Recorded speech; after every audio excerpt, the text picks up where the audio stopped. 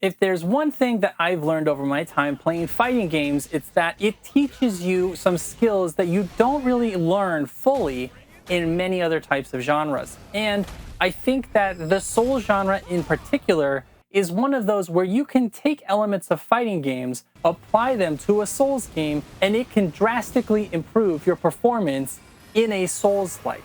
So today we're going to talk about some of the things that are important to understand in a Souls game that can help you through some of those difficult bosses, and how fighting games has taught me to take advantage of these things.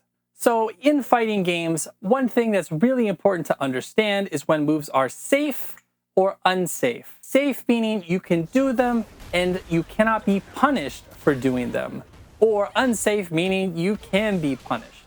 And I think it's important in a Souls game to understand that every time you take a drink of your flask is an opportunity for you to be punished. It is unsafe.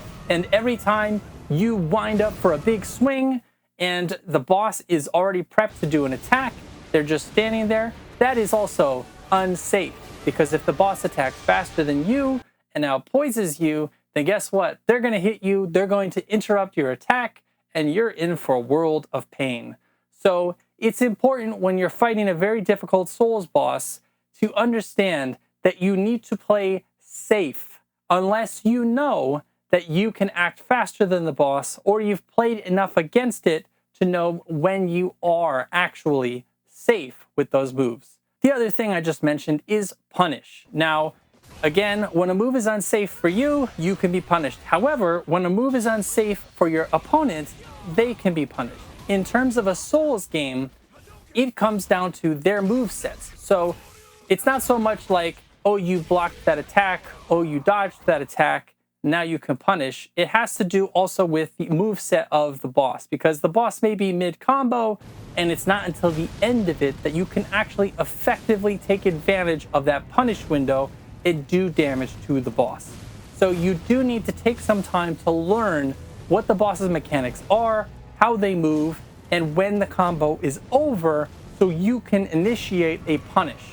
So unlike in fighting games, you can't just combo them to death. You won't be able to stagger them continuously and just put them in the ground, but they will recover, they will respond with another moveset of their own. So what you end up with is these punish windows, amount of time that you can actually punish them before they begin their next series of attacks. What you have to figure out when you're learning the moveset of a boss is when there are punish windows, and based off of your build, the skills, abilities, and weapon that you have, how much can you do during that window while still being safe, being unable to be punished by the boss.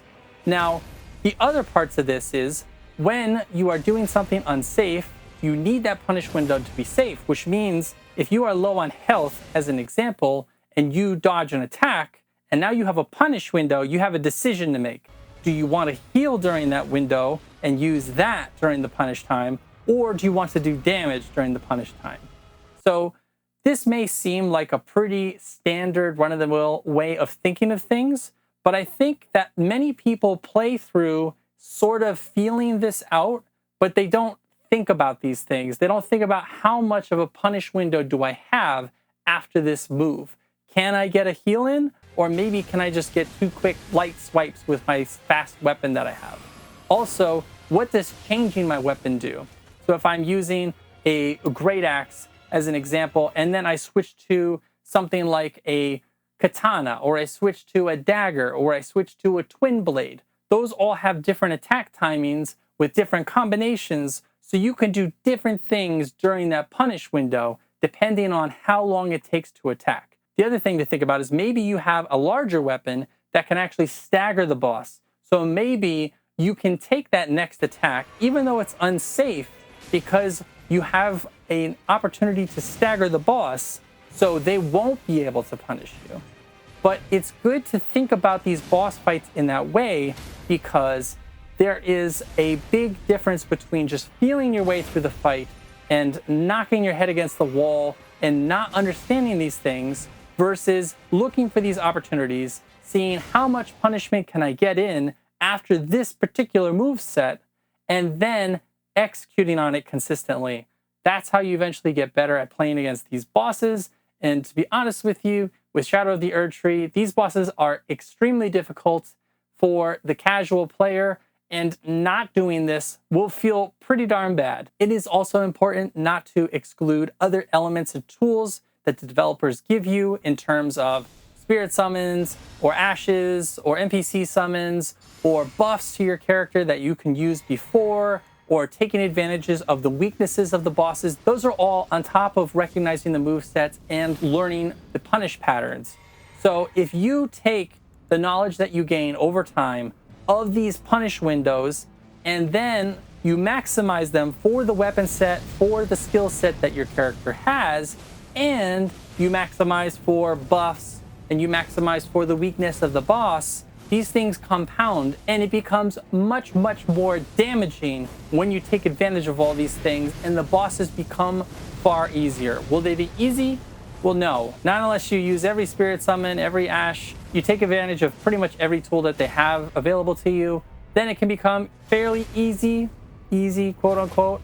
It won't totally be easy, and certainly if you're not taking advantage of those things, it will not. The next time you come up against a really difficult boss in a Souls-like, think about these elements: punish windows, safe and unsafe, and how this moveset translates into opportunities for me to do damage, as opposed to just beating my head against the wall and hoping that I recognize the animations and that it looks like I have enough time to get an attack in. Oops, it's not. I get staggered, I get thrown in the air, I get comboed to death, and now it's back to square one. Let's start over with the boss. But just bear in mind that even if you know exactly what these things are, it still comes down to memory and execution. So it won't remove the difficulty, but it'll put your mind in a better frame of reference so that you are not just looking at it as, man, this boss is super hard, or that move's super cheap, or whatever. You have to figure out, how do I avoid that move? And does it give me an opportunity to punish safely? If not, I just need to be patient and wait for the opportunity when it presents itself, because invariably it will. The bosses are not programmed to use the same unfair moveset over and over and over again, at least not the From Software bosses. Even though games can be from completely different segments of the gaming space, it's important to take elements from them and add them to your game as a player and see how they translate from one game to another. And it might actually just give you a different point of view and help you work through challenging games. So let me know in the comments down below if any of these tips helped you out. But that's going to do it for today. So as always, I'm Pyrus for Pyrus Gaming, saying thank you for watching. And until next time, I will see you there.